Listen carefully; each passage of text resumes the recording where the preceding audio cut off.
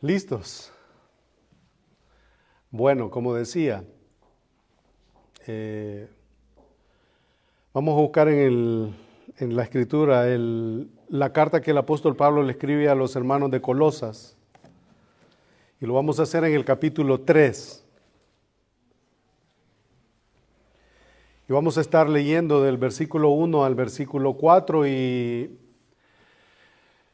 decidimos abordar un tema como este, una predicación temática de alguna manera, porque estamos iniciando un año.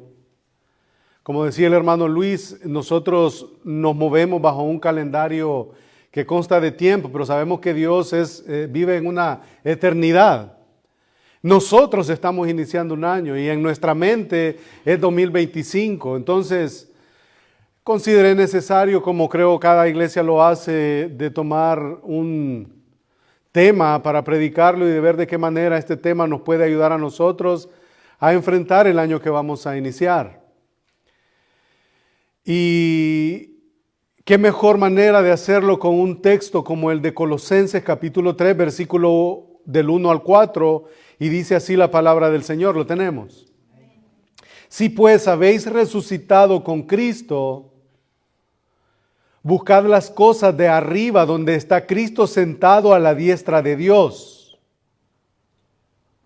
Poned la mira en las cosas de arriba, no en las de la tierra.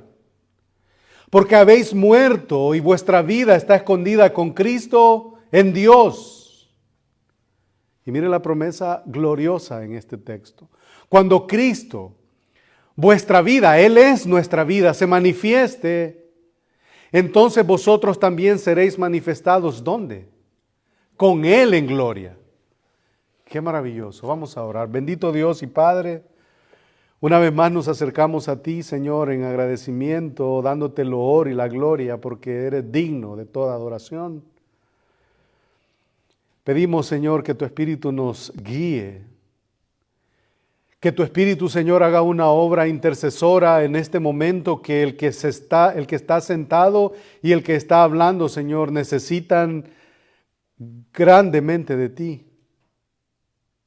Que tú nos habilites para poder ser sensibles a tu palabra, para ser obedientes a tu palabra y para poder ser edificados para la gloria de tu nombre.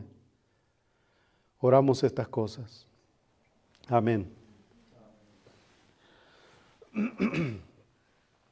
Más de alguna ocasión yo creo que nosotros hemos estado en un lugar, ya sea un lugar de trabajo, en la familia o cualquier ambiente, pero también hemos estado en una iglesia en donde cuando inicia el año, o ya sea el último domingo del año o el primer domingo del año, se nos pasa por las bancas y nos reparten una papeletilla ahí que dice resoluciones para el 2025. Y usted anota las resoluciones que tiene para ese año y usted va a empezar a anotar. Y cuando usted ore por eso y el Señor le conteste, usted le va a hacer un checkmark ahí. Y ahí están las resoluciones.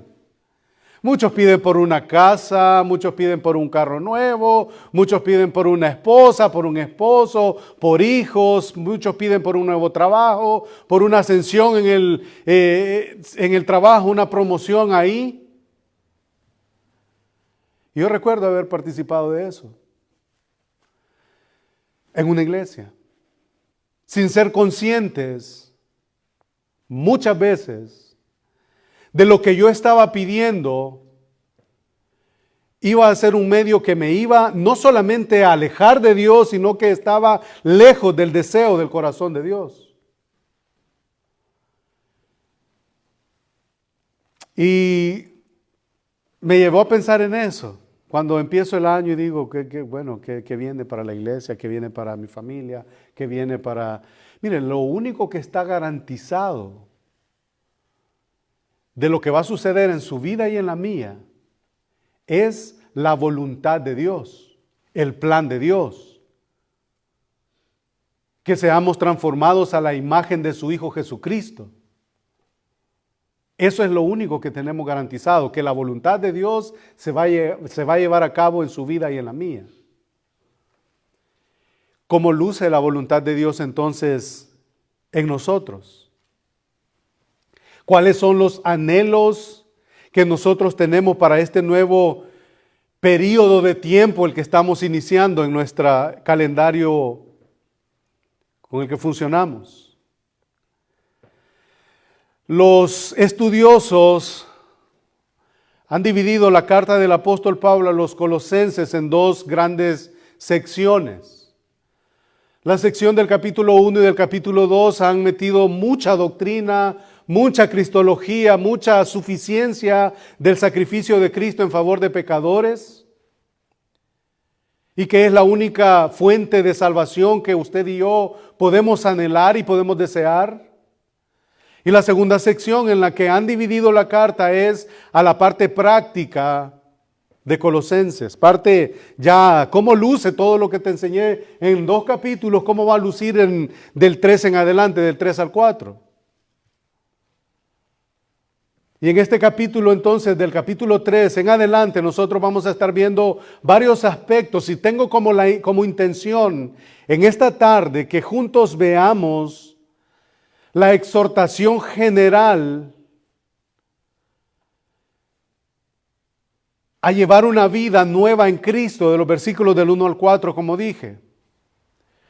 Pero para poder ir hasta ahí y ver las implicaciones de los versículos, de los 4 primeros versículos del capítulo 3, demos un vistazo, una vista panorámica breve, pero de alguna manera general de lo que se ha visto hasta en el capítulo 1 y en el capítulo 2. Por ejemplo, el apóstol Pablo ha enseñado a la iglesia de Colosas, o por lo menos podemos mencionar que Pablo nunca llegó a visitar la iglesia de Colosas de manera personal. También podemos ver en la carta que esta iglesia fue fundada por un hermano que se llama Epafras. Luego vemos que Epafras se une a Pablo en un momento de prisión y le comenta acerca de una extraña doctrina que estaba amenazando y que estaba tomando fuerza y estaba afectando la salud espiritual de la iglesia local ahí en Colosas. Entonces la intención de Pablo al escribir esta carta era contrarrestar la falsa expectativa de una experiencia espiritual que tenía que ver con visiones, tenía que ver con ángeles, tenía que ver con la abstención de algunos alimentos, el famoso ascetismo. Había que maltratar de alguna manera el cuerpo.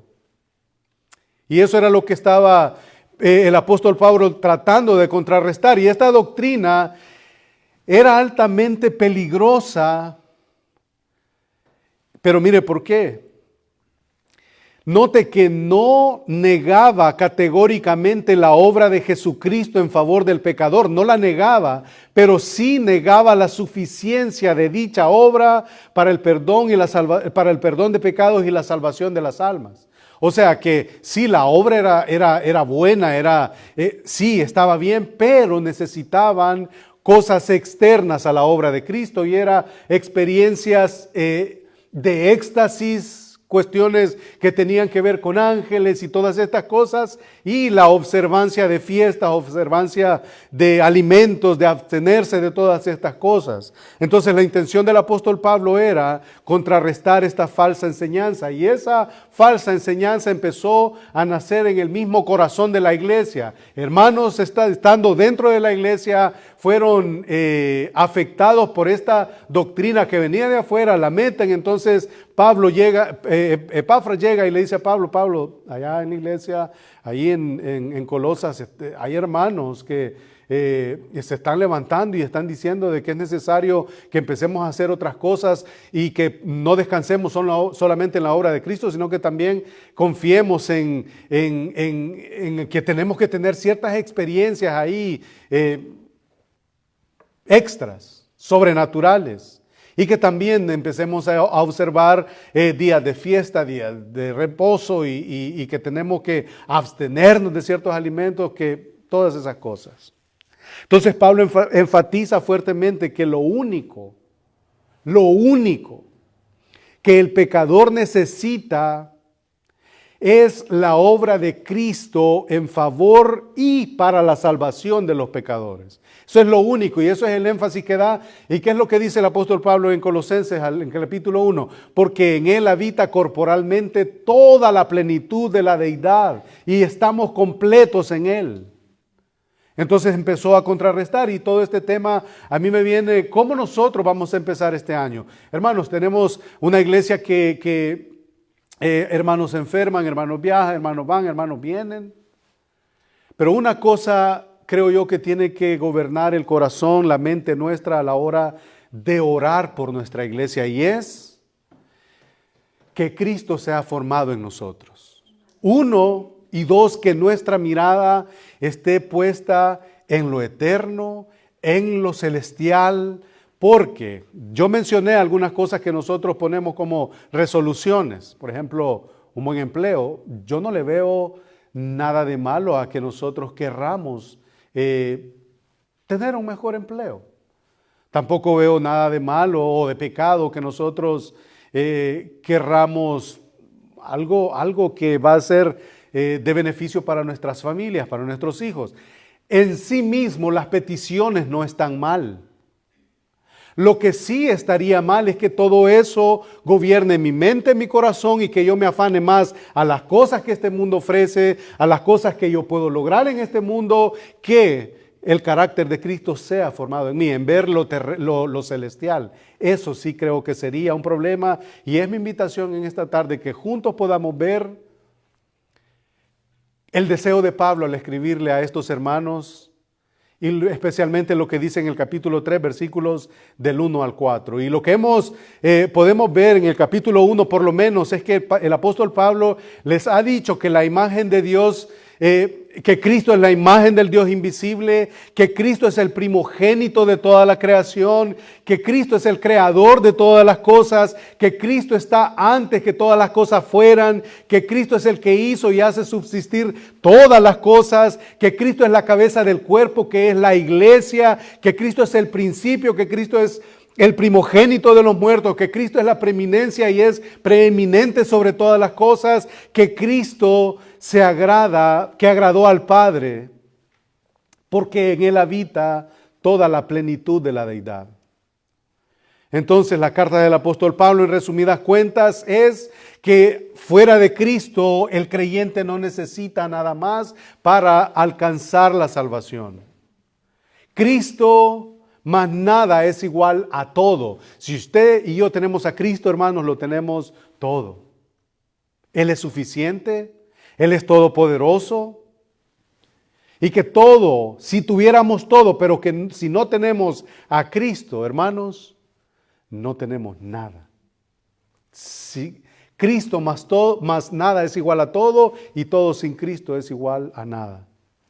Entonces, yendo a nuestro texto, como dije, los estudiosos han dividido en dos partes la carta del apóstol Pablo a los colosenses. Y Pablo, después de recordar a los colosenses que han muerto con Cristo en cuanto a preceptos y reglas humanas con las cuales estaban tratando de ser desviados, el apóstol les hace ver ahora que si pues habéis resucitado con Cristo, eso debe de tener sus implicaciones. Si pues habéis resucitado con Cristo, eso de por sí ya tiene que despertar nuestro sentido espiritual y ver de qué manera, de qué formas nosotros podemos, debemos, tenemos que buscar las cosas de arriba. En Gálatas capítulo 1, versículo 4, el apóstol Pablo mismo les ha declarado, el cual se dio a sí mismo por nuestros pecados para librarnos del presente siglo malo conforme a la voluntad de nuestro Dios y Padre. Eso es lo que les ha dicho a los Gálatas. Gálatas también estaba sufriendo de falsa enseñanza. Muchos querían descansar en la ley y querían descansar en los preceptos mosaicos y querían descansar todo ahí. Y el apóstol Pablo le dice, Cristo, el cual se dio a sí mismo por nuestros pecados para librarnos del presente siglo malo conforme a la voluntad de nuestro Dios y Padre. Entonces cada creyente es un peregrino sobre la tierra porque sabe que no pertenece a este mundo. Hermanos, usted y yo, si somos creyentes, nosotros estamos de paso aquí. Esa es una realidad de la cual nadie le gusta hablar, incluido su servilleta. Por ejemplo, ya decíamos el viernes pasado, nosotros somos peregrinos. Nosotros nos afana nuestra salud. A nosotros nos afana si este año, y yo lo he pensado, ¿cómo voy a terminar de salud en diciembre? ¿Será que voy a estar vivo para diciembre? Entonces a nosotros nos afana pensar cómo va a ser nuestra muerte, cuándo va a ser. Y ejemplo yo ponía, que decía, ¿quiénes de nosotros andamos ahí en los cementerios preguntando cuánto vale un espacio fúnebre ahí, un espacio para que nos entierren cuando nos muramos? Casi nadie. Porque nos afanamos y nos arraigamos aquí en la tierra. Pero creo que nuestra confianza tiene que estar en Dios, conociendo que cada uno de nosotros, hermanos, es peregrino sobre la tierra, porque sabe que no pertenece a este mundo y que nos espera un glorioso momento para disfrutar la salvación en toda su plenitud.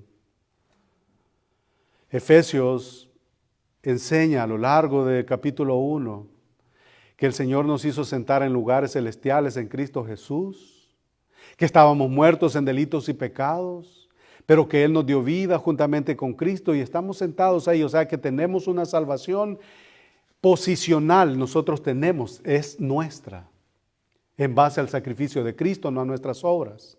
Somos salvos, pero que aún estamos en esta tierra esperando la manifestación gloriosa de nuestro Salvador. Pero que mientras eso pasa, ¿cómo vamos a vivir este año? ¿Cómo vamos a vivir de aquí en adelante? Juan 18:36 dice, respondió Jesús, mi reino no es de este mundo. Si mi reino fuera de este mundo, mis servidores pelearían para que yo no fuera entregado a los judíos, pero mi reino no es de aquí. Y a veces yo he querido crear mi propio reinito acá. Me quiero arraigar a las cosas que este mundo ofrece o a las cosas que alguien puede lograr en esta tierra. Pero aquí quiero hacer un paréntesis. Cuando hablamos acerca de poner nuestra mira en las cosas de arriba, que de paso así se llama el sermón, con miras a la eternidad, con esto yo no estoy diciendo deje de trabajar porque su mira tiene que estar en la terrena. No estoy diciendo eso. Yo no estoy diciendo deje de proveer para su familia, tampoco estoy diciendo eso. Lo que estoy diciendo es de que nuestra mente, nuestra mirada tiene que ser lo celestial, pero mientras todo eso sucede, nosotros tenemos responsabilidades. Hay esposos que tienen que proveer para su familia. Hay madres que tienen que dedicarse a la crianza de los hijos. Hay hijos que tienen que dedicarse a honrar a sus padres. Hay todo tipo de situaciones que no podemos desligarlas al poner nuestra mirada en lo eterno. Otra de las realidades que entrelaza este texto es que aunque estemos en nuestro cuerpo aquí, tenemos una ciudadanía celestial. Eso lo encontramos en Efesios capítulo 2, versículo 6, y juntamente con Él nos resucitó y asimismo nos hizo sentar en lugares celestiales con Cristo Jesús. Y como dije hace un rato, Efesios nos habla de tantos privilegios, nos abre esta caja de bendiciones celestiales que cada uno de nosotros tiene. Es un cofre de tesoros espirituales.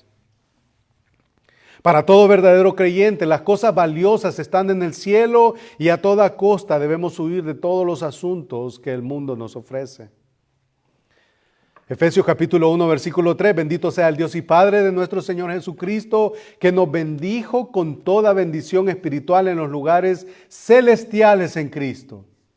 Efesios 1:20, la cual operó en Cristo resucitándole de los muertos, sentándole a la diestra, a su diestra en los lugares celestiales. Efesios 2:6, y juntamente con él nos resucitó, asimismo nos hizo sentar en los lugares celestiales con Cristo Jesús. ¿Ven cuáles son las cosas de arriba?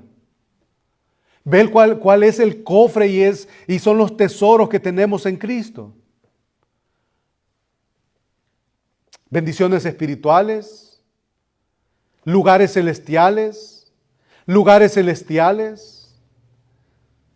Y los versículos citados anteriormente básicamente son como un telón resplandeciente en donde Pablo hace su presentación de los versículos del 1 al 4 en Colosenses 3 para dar paso con la parte práctica de la epístola a los colosenses.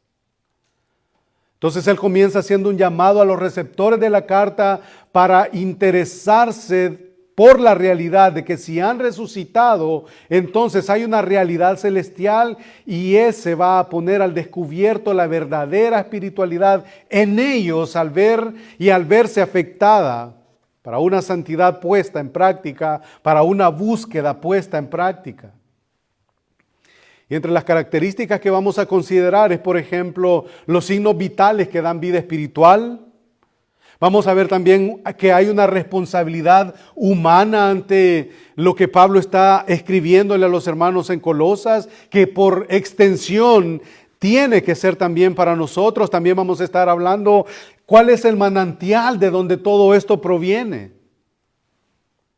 Vamos también a ver el motivo por el cual nosotros tenemos que buscar todo esto. Y mi objetivo en esta tarde es que pidamos a Dios en oración que cada día de este año sea una lucha incesante de buscar las cosas celestiales.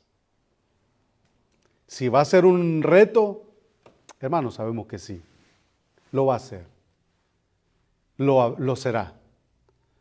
Que si hay cosas que van a distraer nuestra mente y nuestro corazón y nos va a poner entrever la madurez espiritual, va a pasar. Pero como dije, es mi oración que juntos pidamos a Dios cada día que de verdad sea una lucha, de buscar estas cosas que el Señor nos ha prometido. Entonces, como aspecto número 1, veamos los signos vitales que dan señales de una vida espiritual. Capítulo 3, versículo 1, sí, pues habéis resucitado con Cristo. Ese sí apunta a una realidad de la misma manera que lo hace el capítulo 2, versículo 20 de la misma carta. Pues sí, habéis muerto con Cristo en cuanto a los rudimentos del mundo. ¿Por qué? Como si vivieseis en el mundo, os sometéis a preceptos. Eso es lo que dice en el 2:20.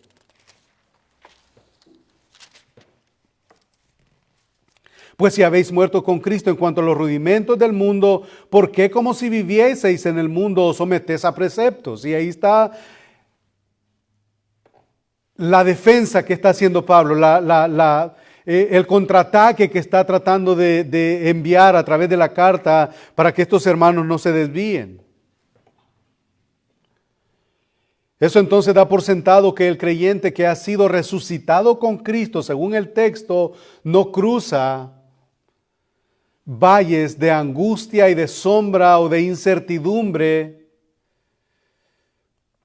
de una realidad que ha sucedido en su vida con respecto a su salvación, con respecto a que ya no pertenece en términos de posesión a este mundo, en términos eternos a este mundo.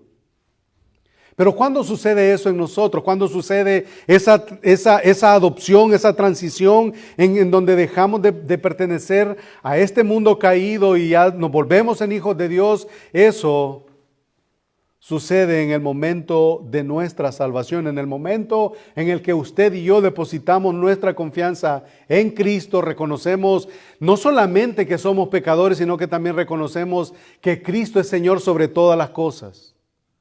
Porque es bien fácil y como ya lo hemos dicho, es muy cómodo cuando nos presentan el mensaje del Evangelio y nos presentan a un Cristo Salvador, pero cuando nos presentan a un Cristo que es Señor, lo rechazamos, porque nos da, no nos gusta someternos a la realidad de que tenemos que reconocer a un Señor.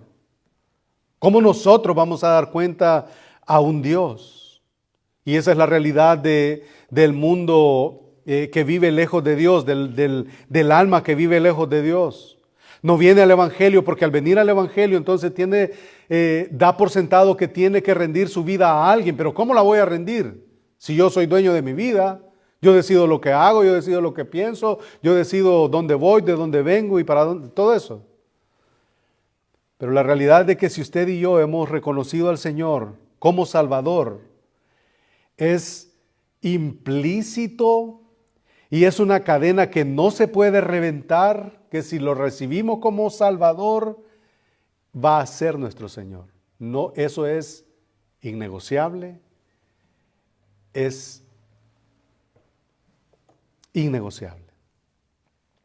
Un texto que afirma de manera muy exquisita esta gran verdad es lo que Pablo les dijo a estos hermanos de Gálatas en el capítulo 2, versículo 20. Con Cristo estoy juntamente crucificado y ya no vivo yo, mas Cristo vive en mí, y lo que ahora vivo en la sangre, lo vivo en la carne, lo vivo en la fe del Hijo de Dios, el cual me amó y se entregó a sí mismo por mí. ¿Se dan cuenta? Entonces todo lo que tiene que lucir y todo lo que tiene que ser mi vida desde el momento de mi salvación y de su salvación es que ya no vive usted, sino que Cristo vive en usted. Y eso da por sentado que el carácter de Cristo y todas estas manifestaciones divinas, fruto del Espíritu, tienen que ser una realidad en nosotros. Y eso es lo que ha ocurrido en aquel que ha depositado su confianza en Dios. Y este versículo podemos ver la unión de Cristo y el creyente. Ahí está: con Cristo estoy juntamente crucificado. Y eso es lo mismo que le dice Pablo a los hermanos de Roma, que nunca visitó también, por cierto. Capítulo 6, versículos de 3 al 4. Porque somos sepultados juntamente con Él para muerte por el bautismo. Y eso lo vamos a estar viendo en la clase. ¿Qué significa el bautismo? Entonces, porque somos sepultados juntamente con Él para muerte por el bautismo, a fin de que como Cristo resucitó de los muertos por la gloria del Padre, así también nosotros andemos, otras versiones dicen, en novedad de vida. La Valera lo dice como en vida nueva. Porque si fuimos plantados juntamente con Él en la semejanza de su muerte, o sea, en semejanza de hombre, así también lo seremos en la de su resurrección. Entonces, este evento debe de llevarse o debe de llevar a cada uno de nosotros a vivir, y lo voy a decir como por tercera vez, con miras a la eternidad, con miras al cielo. Filipenses 2:12, por tanto, amados míos, como siempre habéis obedecido, no como en mi presencia solamente, sino más ahora en mi ausencia, ocupaos de vuestra salvación con temor y con temblor. Eso es lo que tenemos hasta el momento.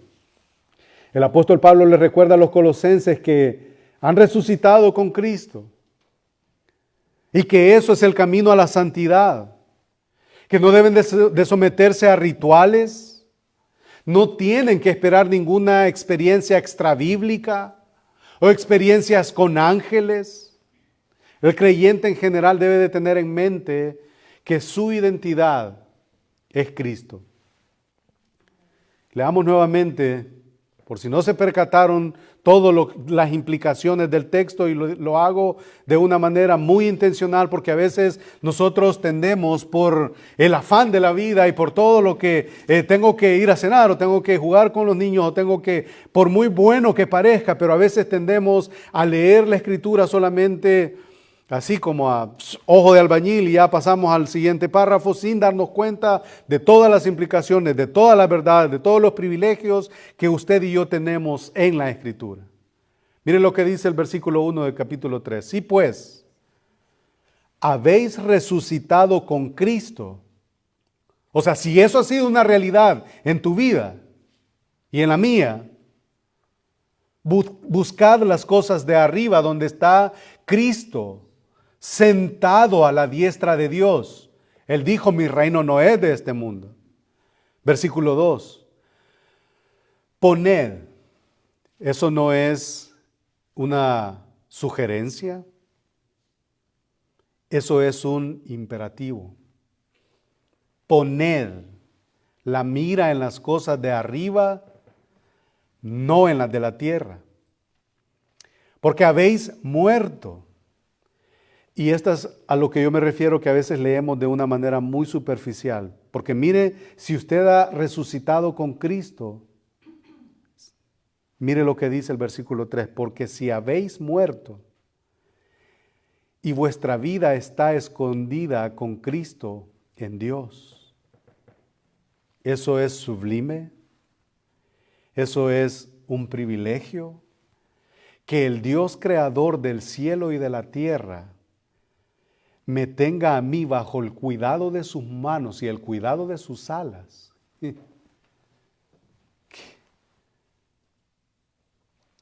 Y si eso fuera poco, versículo 4. Versículo 3, porque habéis muerto y vuestra vida está escondida con Cristo en Dios. Cuando Cristo, que es vuestra vida, que nos ha dado vida, se manifieste, entonces vosotros también seréis manifestados en lo celestial, en lo eterno, con Él en gloria, donde miriadas y miriadas de ángeles van a alabar al Señor junto con la iglesia salva, que Cristo es santo, santo, santo, con Él en gloria. Y esto abre paso al siguiente punto y lo encontramos en la segunda mitad del versículo 1. Si hemos resucitado con Cristo, ¿qué es la orden que la Escritura nos da? Buscad. Buscad. Y yo me temo, y sospecho que yo no lo estoy haciendo. Y sospecho, y me temo, posiblemente que alguno de ustedes tampoco lo está haciendo.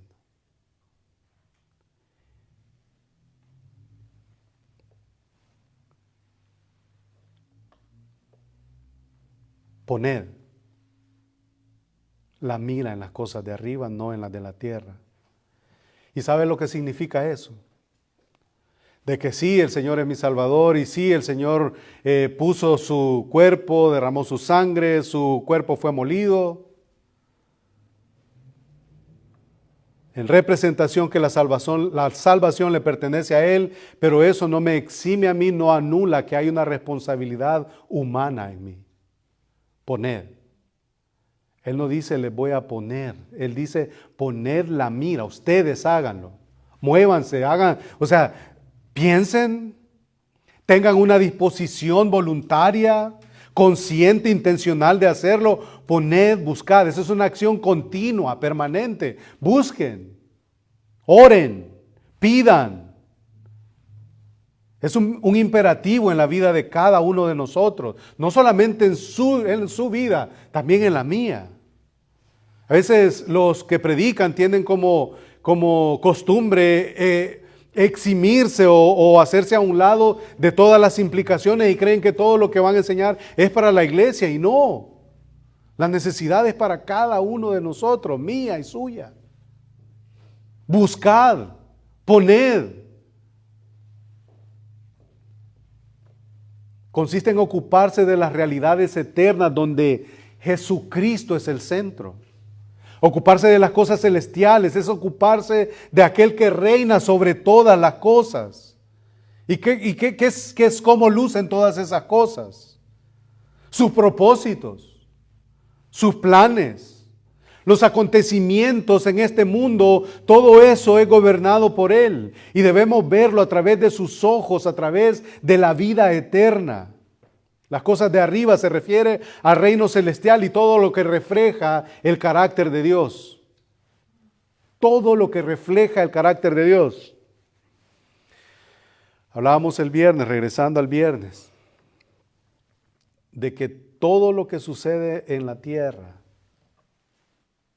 todo, hermanos, cuesta entender eso, que todo lo que sucede en la tierra es porque Dios lo permite. Todo. Si nosotros dudamos de ese concepto que Dios gobierna sobre la tierra en todas las áreas, hacemos un Dios que no es el Dios eterno. Hacemos un Dios que es un ídolo para nosotros. Porque cuando Él dice que es el creador que sostiene todas las cosas con la palabra de su poder, hermanos, eso es todo. Incluyendo las cosas que a mí me duelen, incluyendo las cosas con las que yo tengo que luchar, incluyendo todas las cosas que son de beneficio para mi alma y que al final son para la gloria de Él. Todo es gobernado por Él. Todo, todo, todo. Entonces las cosas de arriba se refiere a lo celestial, a todo lo que refleja su carácter. ¿Y qué tiene que ver, qué es lo que de arriba con su carácter, Cristo y todo eso? Bueno, tiene que ver con su ternura, tiene que ver con su amor, con su mansedumbre, con su paciencia, con su sabiduría, con su perdón, con su fortaleza, con su pureza, con su amor. Y todos esos valores permanecen en la mente y producen como resultado un comportamiento piadoso, un carácter piadoso en nosotros, si buscamos las cosas de arriba. Y el imperativo para nosotros es vivir con miras a la eternidad. Llegamos al aspecto número 3, y que es la fuente de eso. Y la fuente es el mismísimo trono de Dios, donde está Cristo sentado a la diestra de Dios, capítulo 3, versículo 1. En aquel en quien habita toda la plenitud de la deidad, en aquel en quien están escondidos todos los tesoros de la sabiduría y del conocimiento, el Cristo glorioso está sentado a la diestra de Dios.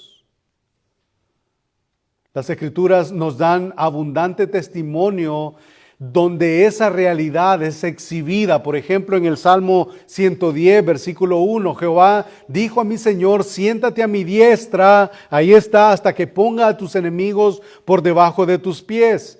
Lucas capítulo 22, versículo 69, pero desde ahora el Hijo del Hombre se sentará a la diestra del poder de Dios. Hechos capítulo 2, versículo 33, así que exaltado por la diestra de Dios y habiendo recibido del Padre la promesa del Espíritu Santo, ha derramado esto en vosotros, esto que vosotros veis y oís. Hechos capítulo 5, versículo 31, a Dios ha exaltado con su diestra por príncipe y salvador para dar a Israel arrepentimiento y perdón de pecados. Hechos 7:56, y dijo, he aquí veo los cielos abiertos y al Hijo del Hombre que está a la diestra de Dios. Hebreos 1:3, el cual siendo el resplandor de su gloria y la imagen misma de su sustancia y quien sustenta todas las cosas con la palabra de su poder, habiendo efectuado la purificación de nuestros pecados por medio de sí mismo, se sentó a la diestra de la majestad en las alturas. Hebreos 8:1 también nos enseña de esto. Primera de Pedro capítulo 3 versículo 22 también nos enseña esto. Entonces, los creyentes podemos tener la certeza que nuestra búsqueda termina en Él. Ahí termina, ahí concluye. ¿Por qué, iglesia? ¿Por qué, amados hermanos? ¿Por qué todas estas promesas que el Señor ha hecho, nosotros sabemos que nos pertenecen como sus hijos? Según 2 de Corintios capítulo 1 versículo 20, ustedes se recuerdan lo que dice. Porque todas las promesas de Dios son en Él sí y en Él amén, por medio de nosotros para la gloria de Dios. Llegamos al punto número 4.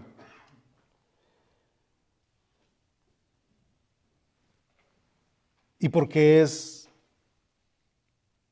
cuál es la razón por la que tenemos que buscar las cosas de arriba? ¿Cuál es la razón que tenemos que apropiarnos de todos los privilegios que tenemos en Cristo? ¿Cuál es la razón que nuestra ciudadanía está en los cielos? ¿Cuál es la razón por la cual usted y yo tenemos que vivir con miras en la eternidad? ¿Cuál es la razón? Versículo 3. Porque habéis muerto y vuestra vida está escondida con Cristo en Dios. Hermano, eso no lo podemos tomar así no lo podemos tomar a la ligera. Y si algo nos puede ayudar, pensar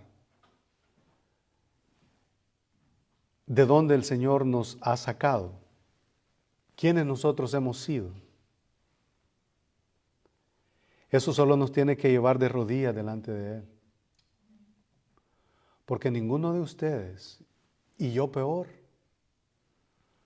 puedo venir y querer rasgar mis vestiduras que yo no he pecado. Y si yo estoy aquí y si nosotros estamos acá, reunidos como iglesia, dándole gloria al nombre de Dios, es por su infinita misericordia, por su infinita gracia, porque nos ha perdonado. Y que aunque sus faltas sean muchas, su gracia es muchísimo mayor. Y eso es maravilloso. Su vida y la mía, hermanos, se imagina que está bajo el cuidado, bajo la ternura, bajo el amor de Dios escondidas en sus manos. Y esa es la razón por la cual una vida que ha sido salva, una vida que se dirige a lo celestial, una vida que pone su mirada y la mira en las cosas de arriba, refleja que ha muerto con Cristo. Gálatas capítulo 6, versículo 14 dice: pero lejos esté de mí gloriarme, sino en la cruz de nuestro Señor Jesucristo, porque en el mundo me es crucificado a mí y yo al mundo. Segunda de Corintios 5, 17, ¿qué dice? De modo que si alguno está en Cristo, hermanos, qué privilegio, qué regalo que Dios nos dio. No tomó en cuenta sus pecados, ni los míos. Fue a la cruz, murió por mis pecados. Su sangre fue derramada, fue sepultado, pero ahora está sentado a la diestra del Padre. Profundo amor del Padre Dios. Lo acabamos de cantar. Entonces estos hermanos, y lo que más nos llena de consuelo, hermanos, y lo que más tiene que animarnos a nosotros, y lo que más tiene que servirnos de ánimo a nosotros, es de que Pablo no le está escribiendo a gente súper dotada en conocimiento, no le está escribiendo a hermanos súper preparados, no le está escribiendo a las élites del momento. Pablo le está escribiendo a gente tan común y tan corriente como nosotros, en donde se estaban dejando llevar por enseñanzas que ya habían sido Pablo y los apóstoles habían predicado. Ya Cristo es suficiente para todo, en Él habita corporalmente toda la plenitud de la edad. Quieren ser salvos, arrepiéntanse de todo corazón y sean salvos de esta generación maligna y perversa, y todas estas cosas. Y estos hermanos, a los colosenses, estaban viéndose movidos por lo que estos falsos hermanos estaban enseñando de nuevo dentro de la iglesia. Entonces eran hermanos comunes y corrientes como nosotros. Tenían sus obligaciones económicas, tenían que pagar por sus alimentos, tenían que levantarse cada mañana para ir a trabajar y buscar el sustento diario para ellos y sus hijos y sus esposas.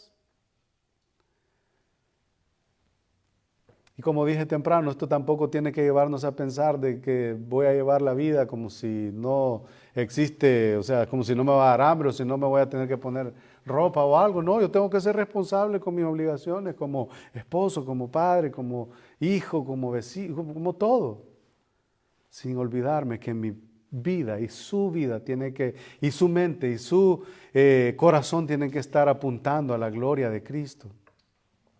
Entonces, amados hermanos, la vida cristiana inicia cuando nos damos cuenta que estamos unidos a Cristo en su muerte y en su resurrección. Y ya que estamos unidos a nuestro Salvador, Él nos habilita a través de su Espíritu Santo para considerar nuestro cuerpo mortal como muertos al pecado, según Colosenses 3:5. También nos motiva a desechar el pecado y revestirnos de las virtudes de la vida cristiana. Capítulo 3, versículos del 5 al 12. Porque hemos desechado al viejo hombre y al vestirnos del nuevo hombre, cada cristiano se va renovando hacia un verdadero conocimiento conforme a la imagen de aquel que lo creó, es decir, de Jesucristo. Colosenses 3 del 9 al 10. Entonces este carácter que está siendo formado en nosotros tiene que evidenciarse en todas las áreas de nuestra vida como creyentes, en el matrimonio, en la crianza de los hijos. ¿Se recuerdan? Estas son las enseñanzas en los últimos capítulos de Colosenses. En el matrimonio, con los hijos, en la crianza de ellos, en el lugar de trabajo, con nuestras oraciones, en nuestra conducta hacia aquellos que andan sin Cristo, con los incrédulos también tiene que manifestarse. Entonces, para ir ya, nos alzamos en vuelo, ahora vamos a descender y a aterrizar.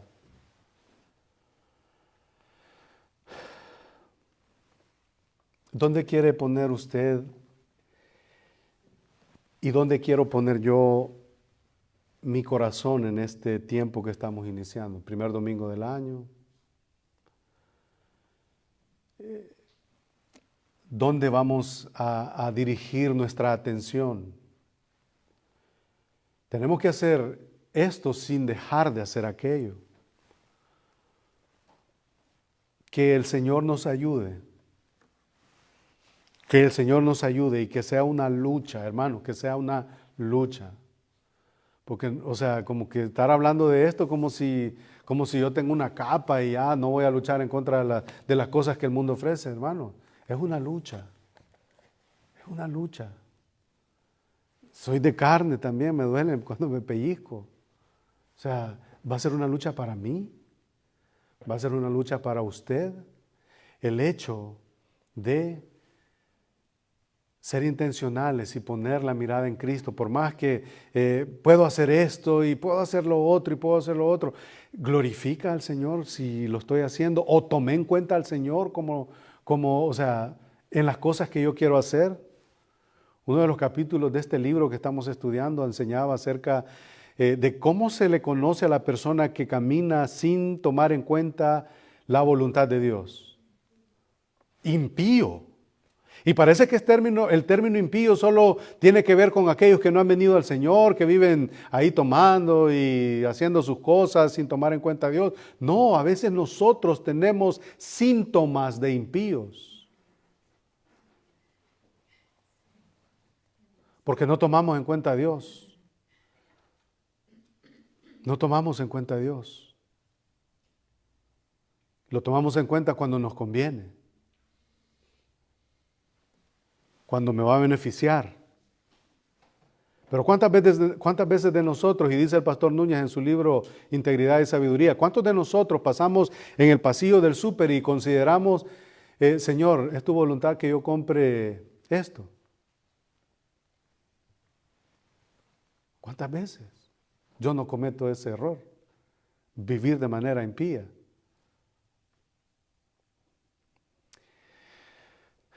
Hermanos, que el Señor nos ayude. Cristo vino para darnos vida y vida en abundancia. Al final, cuando Cristo vuestra vida se manifieste, entonces vosotros también seremos manifestados con Él en gloria. Pero para que eso suceda, para llegar al versículo 4 y a la realidad de ella, no nos olvidemos de los 3 primeros versículos. Poned la mira en las cosas de arriba. Hermanos, que Cristo sea exaltado porque Él es digno de recibir gloria, honor, alabanza y que nosotros menguemos. Y eso solo lo vamos a lograr en oración y en dependencia del Espíritu de Dios. Oramos.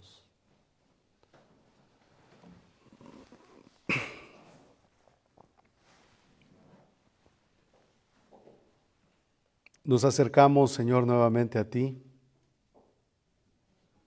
necesitados de ti. Y Señor, que este sermón no sea una mera presentación de mi parte, sino que sea una realidad en mi vida y en la vida de mis hermanos y hermanas, de esta iglesia, Señor. Porque no importa si hubiera multitudes o si hubiera solo uno o dos, lo que importa, Señor, es si tu palabra es presentada con fidelidad y el deseo de nuestro corazón es Cristo y su Evangelio.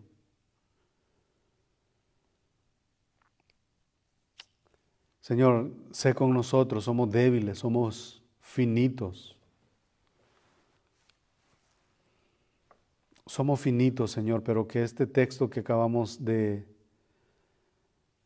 presentar, Señor, que sea una realidad, que busquemos las cosas de arriba, si es una realidad que hemos resucitado con Cristo.